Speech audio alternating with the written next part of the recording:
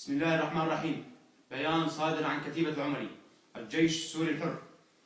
ما زال نظام الأسد الفاشي يتبع كافة أساليب القمع والقتل التي تفوق الوحشية، متسلحا بالمهل والفرص التي تقدمها له جامعة الدول العربية، وخاصة مؤخرا بما يسمى لجنة المراقبين، والصمت الدولي الغريب من جهة، وتخبط المعارضة في الخارج من جهة أخرى.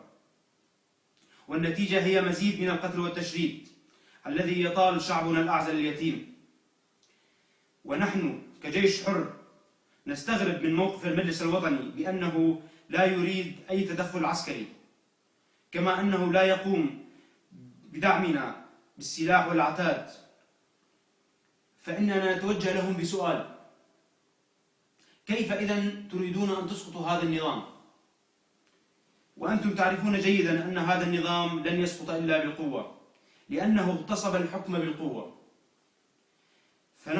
فما الذي تنتظرونه؟ هل تنتظرون مهلا أخرى؟ أم أنكم وضعتم رقما معين لأعداد الشهداء وتنتظرون وصول العدد إلى هذا الرقم؟ فنذكركم بأن دم شعبنا يسيل، ودمنا ودم شعبنا غير قابل للرهان، وشهداءنا ليس عبارة عن أرقام، فدمهم أمانة في أعناقنا ولن نقبل بالمساومة عليها. فنحن صبرنا كثيرا وسرنا خلفكم وخلف سياستكم، ودمنا يهدر كل يوم، ولكن صبرنا قد نفذ، وبعد اليوم لن نبقى مدافعين، سواء قدمتم الدعم أم لم تقدموه. نحن اخترنا طريق الشهادة وسنتابعه حتى لو اضطررنا أن نقاتل بالحجارة. فبعد اليوم سيكون الاسم الوحيد لكل جمعة هو الكفاح المسلح حتى النصر أو الشهادة بعون الله تعالى.